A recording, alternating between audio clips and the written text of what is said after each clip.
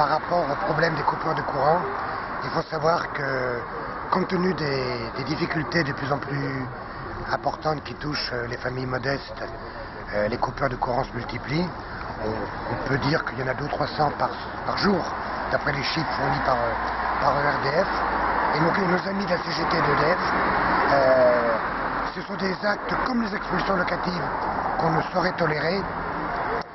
Donc on demande, et puis lié aussi à ça, l'augmentation du coût de l'énergie. D'un côté on a une énergie qui monte et de l'autre côté des ressources qui baissent. Donc les gens sont de plus en plus en difficulté pour payer. Et donc nous on souhaite qu'il y ait, comme pour les expulsions locatives, une trêve du 1er novembre au 15 mars pour les coupures d'énergie. Voilà.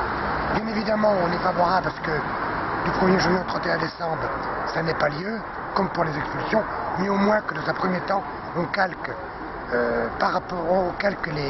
cette problématique-là par rapport aux expulsions locatives.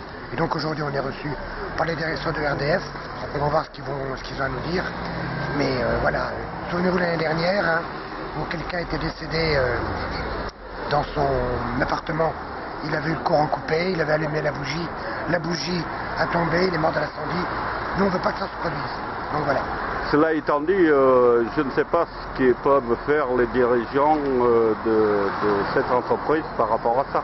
Eh bien, au moins qu'ils fassent remonter le message auprès du préfet, auprès des ministères, parce qu'il n'y a pas qu'ici où on se bat là-dessus, hein, pour que vraiment le gouvernement, sur cette question-là comme sur d'autres, prenne ses responsabilités. Pas de coupure de courant du 1er janvier au 31 décembre, et dans un premier pas du 1er novembre au 15 mars. Est-ce que les députés de la gauche y sont intervenus auprès du ministère concerné par rapport à ça? Alors, le Front de gauche, dans notre programme l'humain d'abord, cette question-là a été posée. Bien. On n'a pas été élu, François Hollande a été élu, bien. Maintenant, nos députés à l'Assemblée nationale, nos sénateurs interviennent régulièrement sur ces questions-là. Mais il faudrait que le gouvernement prenne des dispositifs pour dire du 1er janvier